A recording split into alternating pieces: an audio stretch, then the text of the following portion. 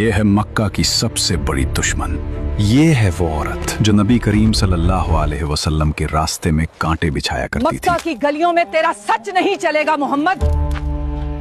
یہاں ہم کانٹے بچھاتے ہیں، پھول نہیں.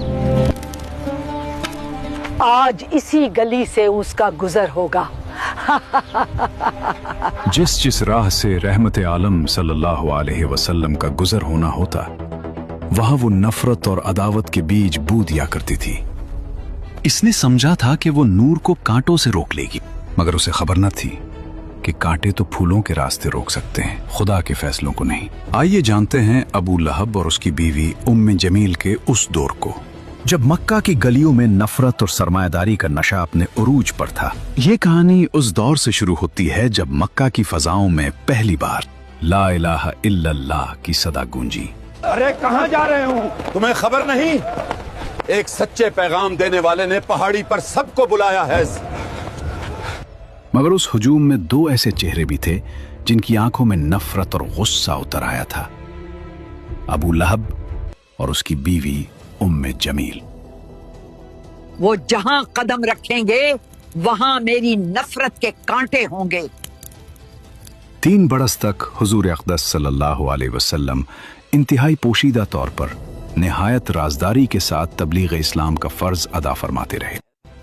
اس درمیان میں عورتوں میں سب سے پہلے حضرت بی بی خدیجہ رضی اللہ عنہا، اور آزاد مردوں میں سب سے پہلے حضرت ابو بکر صدیق رضی اللہ عنہ، اور لڑکوں میں سب سے پہلے حضرت علی رضی اللہ عنہ، اور غلاموں میں سب سے پہلے حضرت زید بن حارثہ رضی اللہ عنہم اجمعین ایمان لائے.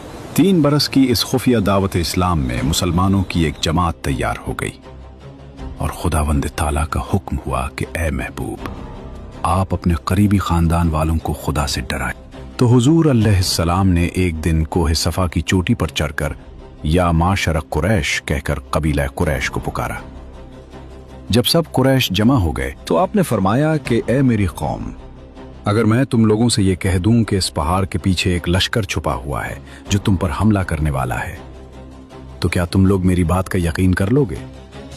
تو سب نے ایک زبان ہو کر کہا کہ ہاں ہاں، ہم یقیناً آپ کی بات کا یقین کر لیں گے، کیونکہ ہم نے آپ کو ہمیشہ سچا اور امین ہی پایا ہے. آپ نے فرمایا کہ اچھا، تو پھر میں یہ کہتا ہوں کہ میں تم کو عذاب الہی سے ڈرا رہا ہوں، اور اگر تم لوگ ایمان نہ لاؤ گے تو تم پر عذاب الہی اتر پڑے گا. اس مجلس میں ابو لہب بھی تھا. وہ کہنے لگا، کیا ہمیں یہاں اسی لیے جمع کیا گیا تھا؟ تم نے آج ہمارا وقت برباد کیا اور ہمارے دین پر انگلی اٹھائی. تیرا ناس ہو! کیا اسی بےہودہ بات کے لیے تو نے پورے قریش کو پکارا تھا؟ یہ سن کر تمام قریش، جن میں آپ کا چچا ابو لہب بھی تھا، سخت ناراض ہو کر سب کے سب چلے گئے. ابو لہب کی اس بدتمیزی اور بربادی ہو تیری کہنے کے فوراً بعد آسمان سے فیصلہ آ گیا. اللہ تعالیٰ نے اسی وقت سورہ لہب نازل فرمائی، جس میں ابو لہب کی تباہی کی خبر دی گئی.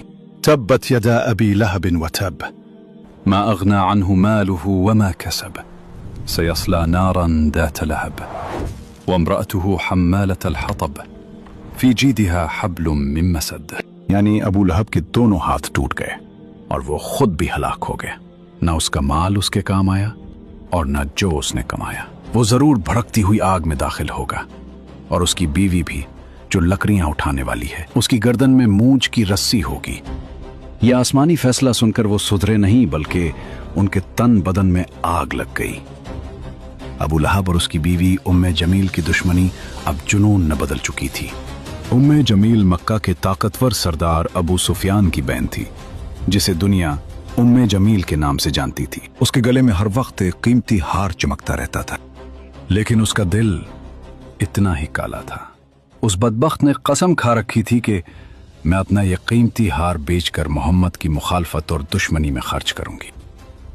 آئیے جانتے ہیں کہ اس گھر کے اندر کیا ہوتا تھا جہاں ام جمیل اور ابو لہب رہتے تھے. صرف چڑھانے سے کام نہیں چلے گا، میں ان کے راستوں کو جہنم بنا دوں گی. وہ جہاں قدم رکھیں گے وہاں میری نفرت کے کانٹے ہوں گے. ابو لہب ہر رات جب مکہ سو جاتا، یہ بدبخت عورت نکل آتی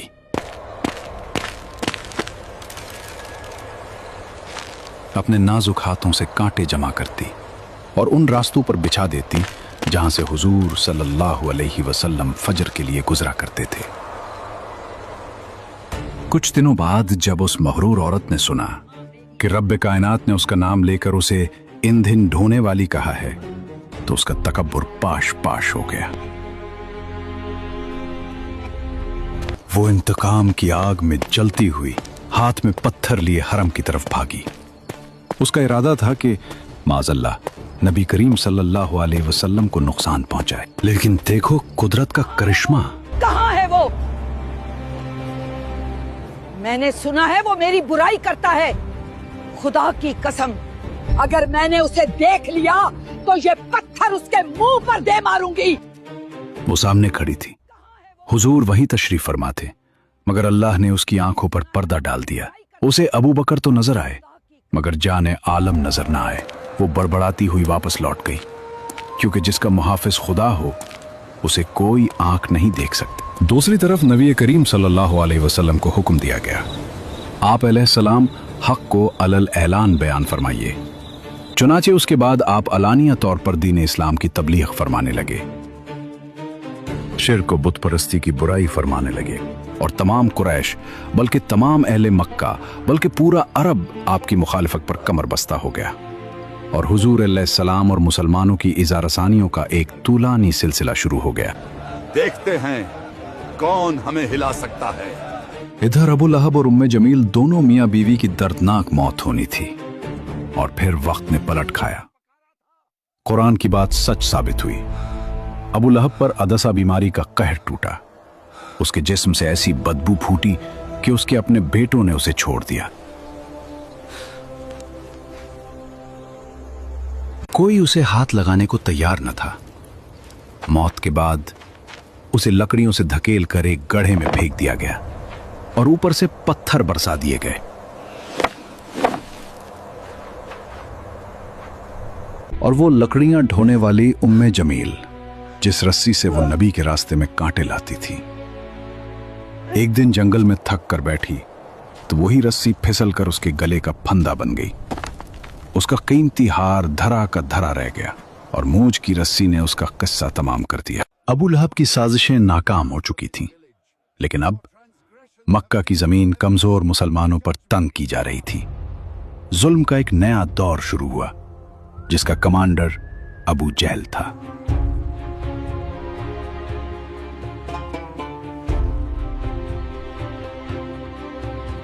उनका फैसला था कि जो भी गरीब या गुलाम कलमा पढ़ेगा उसे इतनी तकलीफ दो कि वो मौत मांगे या इस्लाम छोड़े। कुफार मक्का खानदान बनु हाशिम के इंतकाम और लड़ाई भड़क उठने के खौफ से हुजूर अलैहिस्सलाम को कत्ल तो नहीं कर सके, लेकिन तरह तरह की तकलीफों और ईज़ा रसानियों से आप पर जुल्म और सितम का पहाड़ तोड़ने लगे। अगर वो मक्का की किसी गली में नजर आए तो उसे एहसास दिलाओ कि ये शहर उसका नहीं है। उसकी आवाज को दबा दो, उसके रास्ते में रुकावटें खड़ी कर दो, ताकि मक्का में कोई उसकी बात सुनने की हिम्मत ना करे। चुनाचे सबसे पहले तो हुजूर अलैहिस्सलाम के काहिन, साहिर, शायर, मजनून होने का हर कूचा और बाजार में जोरदार प्रोपेगेंडा करने लगे। आपके पीछे शरीर लड़कों का गौल लगा दिया, जो रास्तों में आप पर फप्तियां कसते, गालियां देते और ये दीवाना है का शोर मचा मचा कर आपके ऊपर पत्थर फेंकते।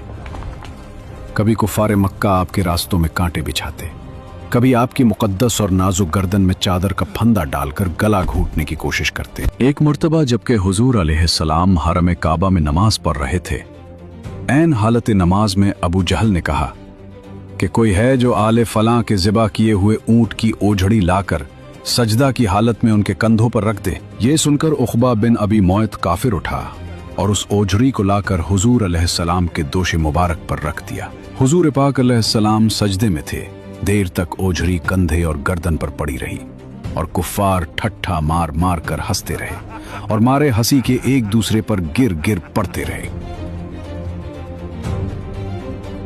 आखिर हजरत बीबी फातिमा रदियल्लाहु ताला, जो उन दिनों अभी कम सिन लड़की थी, आए और उन काफिरों को बुरा भला कहते हुए उस ओझड़ी को आपके दोशे मुबारक से हटा दिया।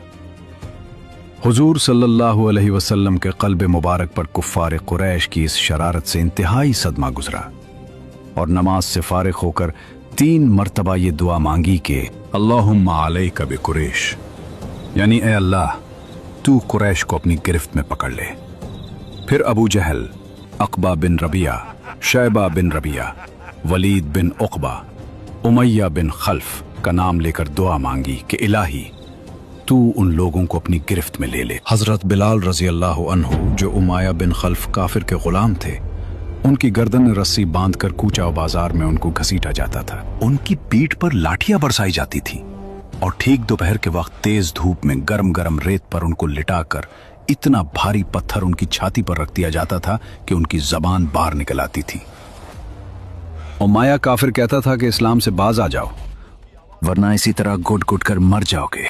मगर इस हाल में भी हजरत बिलाल रजी अल्लाह अन्हु की पेशानी पर बल नहीं आता था और बुलंद आवाज से कहते थे, खुदा एक है, खुदा एक है।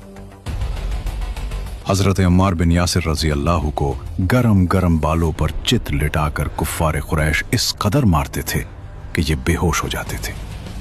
उनकी वालिदा हजरत बीबी सुमैया को इस्लाम लाने की बिना पर अबू जहल ने उनकी नाफ के नीचे ऐसा नेजा मारा कि ये शहीद हो गई। हजरत जनीरा रजी अल्लाह अन्हा हजरत उमर रजी अल्लाह अन्हु के घराने की बांदी थी। ये मुसलमान हो गईं तो उसको इस कदर काफिरों ने मारा कि उनकी आंखें जाती रहीं। मगर खुदावंद ताला ने हुजूर अक़दस सल्लल्लाहु अलैहि वसल्लम की दुआ से फिर उनकी आंखों में रोशनी अता फरमा दी।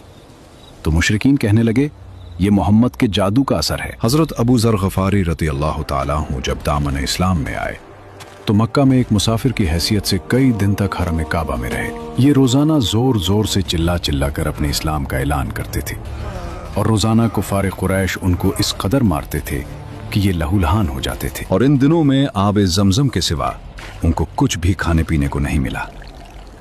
वाज़ेह रहे कि कुफार मक्का का ये सलूक सिर्फ गरीबों और गुलामों ही तक महदूद नहीं था, बल्कि इस्लाम लाने के जुर्म में बड़े बड़े मालदारों और रईसों को भी उन जालिमों ने नहीं बख्शा। अगर ये वीडियो आपको पसंद आए हो तो लाइक जरूर करें, कमेंट में बताएं अगली वीडियो किस कहानी पर बनाएं और ऐसी हकीकी कहानियों के लिए चैनल को फॉलो करें।